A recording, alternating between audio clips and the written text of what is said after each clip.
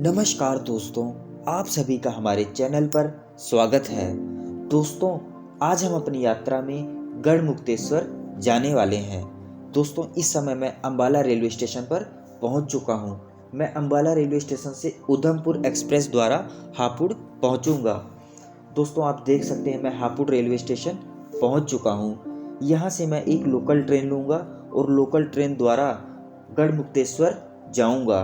दोस्तों, आप देख सकते हैं लोकल ट्रेन आ चुकी है और मैं इसमें बैठ चुका हूं और मैं अब गढ़मुक्तेश्वर की ओर जा रहा हूं। आइए दोस्तों, अब हम गढ़मुक्तेश्वर के बारे में कुछ चर्चा कर लेते हैं।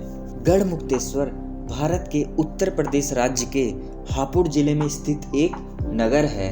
राष्ट्रीय राजधानी दिल्ली से यह 100 किलोमीटर दूर राष्ट्रीय राजमार्ग 24 पर बसा हुआ है और यह हापुड़ जिले के एक तहसील का हेडक्वार्टर है। गढ़मुक्तेश्वर मेरठ से 42 किलोमीटर की दूरी पर स्थित है और यह गंगा नदी के दाहिने किनारे पर बसा हुआ है। गढ़मुक्तेश्वर सांस्कृतिक दृष्टि से अत्यंत महत्वपूर्ण है। यहाँ कार्तिक पूर्णिमा के अवसर पर लगने वाला गंगा स्नान पर्व उत्तर भारत का सबसे बड़ा मेला माना जाता है और इसी को देखने मैं यहाँ पर आया हुआ हूँ। दोस्तों, इस वक्त मैं गढ़मुक्तेश्वर ब्रिज रेलवे स्टेशन पर पहुंच चुका हूं। असल में गढ़मुक्तेश्वर में 2 रेलवे स्टेशन है। एक रेलवे स्टेशन का नाम है गढ़मुक्तेश्वर तथा दूसरे रेलवे स्टेशन का नाम है गढ़मुक्तेश्वर ब्रिज।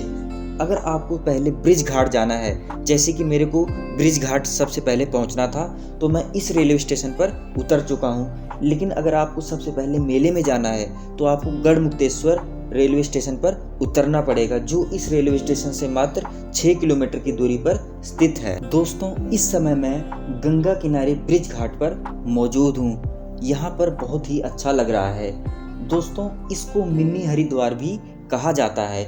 आइए अब हम नीचे चलते हैं और इस शहर के महत्व के बारे में विस्तार पूर्वक चर्चा करते हैं। अगर हम ऐतिहासिक दृष्टि से बात करें तो गंगा के तट पर स्थित गढ़मुक्तेश्वर प्रसिद्ध तीर्थ है, जो कार्तिक स्नान मेले के लिए दूर दूर तक प्रसिद्ध है। स्कंद पुराण में भी इस तीर्थ का विस्तृत रूप से वर्णन है। इसका प्राचीन नाम शिववल्लभपुर कहा गया है।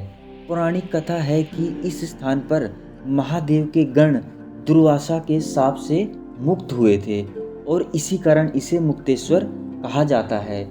पुराणों की एक अन्य कथा के अनुसार राज यक्षमा से पीड़ित चंद्र ने यही तप करके रोग मुक्ति प्राप्त की थी। यह भी कहा जाता है महाराज नग्र गिरगिट की योनि से यहाँ मुक्त हुए थे, जिसका स्मारक नग्रकूप या नक्का कुआं आज भी गढ़मुक्तेश्वर में है। दोस्तों, हम गढ़मुक्तेश्वर में मौजूद नक्का कुआं में भी चलेंगे तथा वहाँ की भी यात्रा करेंगे। यह तो निश्चित ही है कि प्राचीन काल में गढ़मुक्तेश्वर में साधु संतों का निवास रहा है। ऐतिहासिक काल में भी यह तीर्थ महत्वपूर्ण रहा है। कहा जाता है कि बर्बर शासकों को भारत की सीमा के परे खदेड़कर सम्राट विक्रमादित्य ने यही गंगा तट पर शांति प्राप्त की थी। महाराज भोज परमार भी गढ़मुक्तेश्वर आए थे। 11वीं शताब्दी में महमूद गजनी ने इस तीर्थ पर आक्रमण किया था। मुगल साम्राज्य के अंतिम काल में मराठाओं के उत्कर्ष के समय गढ़मुक्तेश्वर में हिंदू धर्म का पूर्ण उद्धार हुआ था। मराठाओं ने यहाँ एक दुर्ग का निर्माण भी किया था, जिसे सिंधिया दुर्ग कहते हैं। इसके खंडर आज भी यहाँ पर मौजूद हैं। दोस्तों, इस वक्त मैं नाव के पास पहुँच चुका हूँ। दोस्तों, आप ब्रिज घाट को नाव द्वारा भी घूम सकते हैं। बहुत ही अच्छा अनुभव होता है। आइए दोस्तों, हम अब गढ़मुक्तेश्वर के पौराणिक महत्व के बारे में भी चर्चा कर लेते हैं। भागवत पुराण व महाभारत के अनुसार यह कुरु की राजधानी हस्तिनापुर का भाग था। आज पर्यटकों को यहाँ की ऐतिहासिकता और आध्यात्मिकता के साथ साथ प्राकृतिक खूबसूरती भी खूब लुभाती है। मुक्तेश्वर शिव का एक मंदिर और प्राचीन शिवलिंग कारखांडेश्वर यहीं पर स्थित है। दोस्तों, हम उस मंदिर पर भी चलेंगे और वहाँ की यात्रा करेंगे। काशी, प्रयाग, अयोध्या आदि तीर्थों की तरह गढ़मुक्तेश्वर का उल्लेख भी पुराण में है और इसका उल्लेख पुराण में इस प्रकार से है। कहा जाता है कि मुक्तेश्वर महादेव के सामने पितरों को पिंडदान और तर्पण करने से गया श्राद्ध की जरूरत नहीं रहती। पांडवों ने महाभारत के युद्ध में मारे गए वीरों की शांति के लिए पिंडदान यहीं मुक्तेश्वर नाथ के मंदिर के परिसर में किया था। यहाँ कार्तिक शुक्ल चतुर्दशी को पितरों की शांति के लिए दीपदान करने की परंपरा भी रही है। सो पांडवों ने भी अपने पितरों की आत्म शांति के लिए मंदिर के समीप गंगा में दीपदान किया था और कार्तिक शुक्ल पक्ष की एकादशी से लेकर पूर्णिमा तक यज्ञ किया था। तभी से यहाँ कार्तिक पूर्णिमा पर मेला लगना प्रारंभ हुआ था। कार्तिक पूर्णिमा पर अन्य नगरों में भी मेला लगता है, किंतु गढ़मुक्तेश्वर का मेला उत्तर भारत का सबसे बड़ा मेला माना जाता है। अगर हम गढ़मुक्तेश्वर की बात करें तो इस तीर्थ को काशी से भी पवित्र माना गया है, क्योंकि इस तीर्थ की महिमा का विषय पुराण में इस प्रकार से है।